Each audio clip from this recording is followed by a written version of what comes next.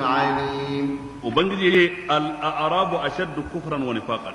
al-a'rab galibin mazauna karkara ashaddu kufran, su suka fi tsananin kafirce ma ubangiji, wa nifaqan kuma su suka fi siffantuwa da siffa ta munafunci, wa ajdaru alla ya'lamu hududa ma anzalallahu ala rasulih, kuma su suka fi kowa cancantar rashin sanin dokokin da Allah ya saukarwa manzansa.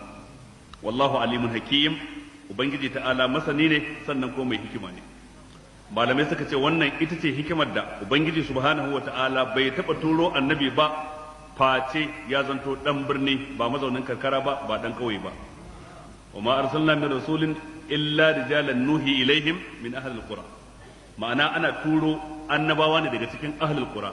wa ma arsalna min qablika min rasulin وما أرسلنا من رسول إلا رجالا نوحي إليهم من أهل القرى, wato daga cikin ahlul qura ma'abuta alqaryu, kaga ba daga cikin al'arab ba kenan, ba daga cikin ahlul badiya ba, saboda galibi inda birni yake nan ilimi yake, amma kuma ana ƙara nesa da birni, ana ƙara nesa da inda ilimi yake.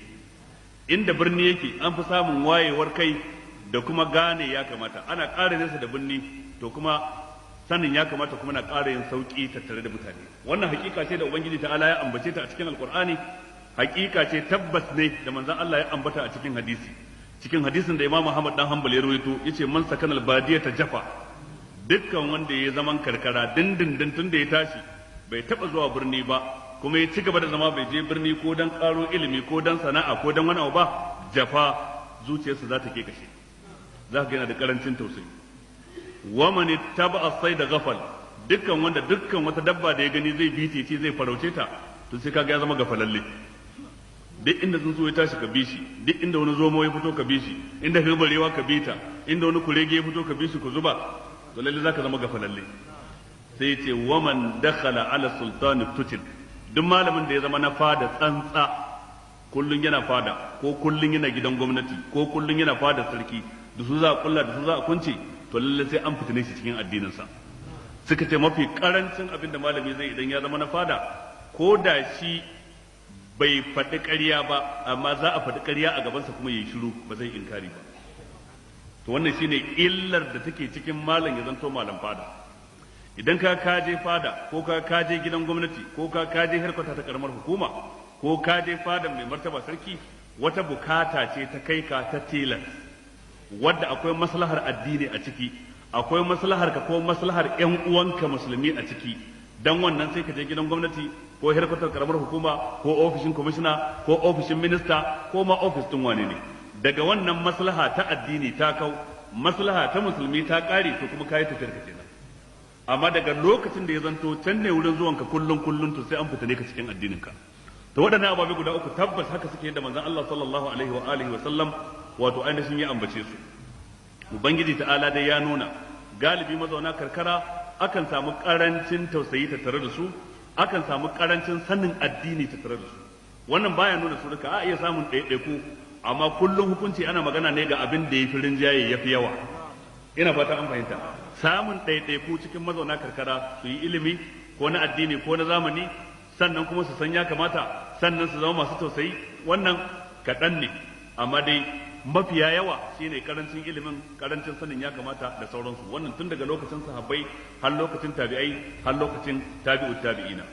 da haka wata rana manzon Allah yana zaune, wani mutumin karkara ya shigo, yadda ummu Aisha take faɗa, hadisin da Imam Muslim ya ruwaito.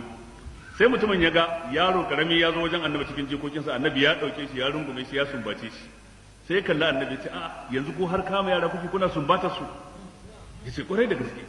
sai ce ni ko ina da 'ya'ya 10 amma ban taɓa sumbatar ko ɗaya a cikin su ba. manzo Allah ce ya zan yi da kai idan Allah ya cire rahama daga cikin zuciyarka? ya zan yi, wace dabara nake da ita akan ka idan Allah ya cire jin kai da tausayi a cikin zuciyarka? saboda kaga wannan yana nuna wannan kenan. sannan ibnu kasir ya kawo kissar zaid ibn suhan, ɗaya daga cikin manyan malamai ne magabata. ya zo yana darasin hadisi, yana ba da fatawa ko yana karatu a masallaci, sai wani mazaunin karkara ya shigo. to shi ko mutumin yana da hannu ɗaya da aka yi masa a wajen yaƙi, an yanke masa hannunsa na hagu. sai ya kalle shi wanda mazaunin karkarar, yace labarin zancen ka yana da daɗi, sai dai kuma hannunka yana sa mun shakka. wai abin da yake nufi ban sani ba ko ɓarawo ne kai sata an yanke maka hannu. shi kuma ya kalle shi ya ce to ba ka da masaniyar cewa idan an tashi yankewa ba ka ganin hannun na wani hagu ne ba na dama ba sai ce wallahi la adri al-yamin yaqta'una am shimal yace wallahi ni ba ruwana ban sani ba shin suna yanke hannun dama ne su musulmi ko kuma hannun hagu ni dai na ga baka da hannu daya ban sani ba sai Zaid bin Suhan yace da shi lalle Allah yayi gaskiya da yace al-a'rabu ashaddu kufran wa nifaqan wa ajdaru Allah ya'lamu hudud ma anzalallahu ala rasuli mahallin shahid anan gurin yana son ya kafa masa hujja da cewa wa ajdaru Allah ya'lamu hududa ma anzalallahu ala rasuli wato su mazauna karkara galibi ba su san dokokin da Allah saukarwa manzon Allah ba in ba haka ma da ya ganna da hannun hagu ai bai kamata ya tuhunci cewa sata ce ba dan in sata ce hannun dama ake yankewa ba na hagu ba lalle ya kamata ya kyautata san cewa wannan a wajen yaki ne a yakin na Hawun wato ainihin aka masa hannu ɗaya shine aka yanke masa hannun hagu ina fata an fahimta ubangiji ta'ala ce wa min al-a'rabi man yattakhidhu ma yunfiqu maghraman wa yatarabbasu bikum ad-dawa'ir wa min al-a'rab daga cikin mazauna karkara man yattakhidhu ma yunfiqu maghraman akwai wanda yake rikar abin da yake ciyarwa dan jihadi dan yada kalmar Allah